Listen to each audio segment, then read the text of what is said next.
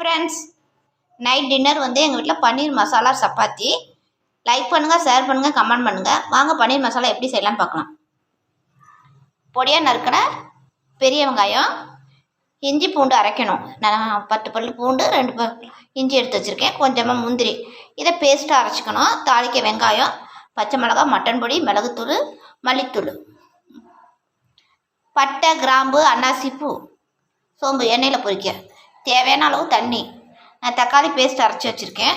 பன்னீரை எண்ணெயில் ஃப்ரை பண்ணணும். கட் பண்ணி அரிஞ்சு இங்கே இருங்க. இதுமாரி உப்பு மிளகாத்தூள் போட்டு எண்ணெயில் ஃப்ரை பண்ணி வாங்க பன்னீர் மசாலா செய்யலாம். இப்போ எண்ணெய் ஊற்ற போகிறோம். எண்ணெய் நல்லா வடசட்டி காஞ்சிருச்சு. இப்போ எண்ணெய் ஊற்றலாம். வாங்க.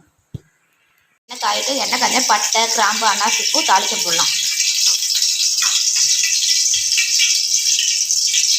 கொஞ்சம் இறக்குறப்ப கொத்தமல்லி, தாளிக்க கருவேப்பிலை.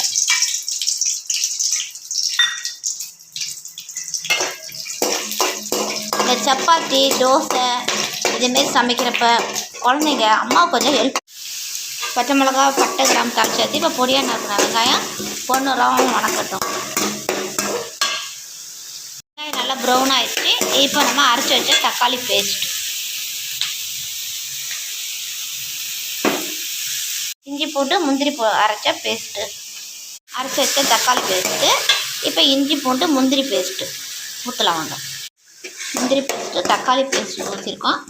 நல்லா பாருங்கள், எண்ணெய் தெரிஞ்சு பாருங்கள்.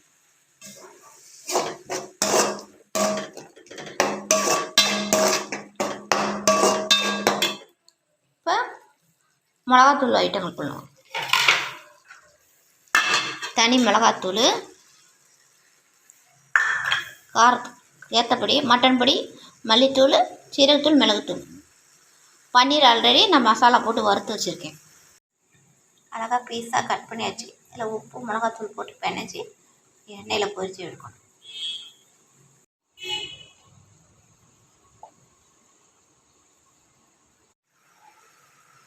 நல்லா பாருங்கள், பன்னீர் மசாலாவுக்கு கொதிச்சு வருது. நல்லா கொதிச்சு வரப்போ நாம் பொரித்து வச்ச பன்னீரை ஆட் பண்ணிவிட்டு இறக்க வேண்டியதுதான். சுவையான டேஸ்டான பன்னீர் மசாலா ரெடி. பாருங்கள், எண்ணெயில் பொரிச்ச பன்னீர்.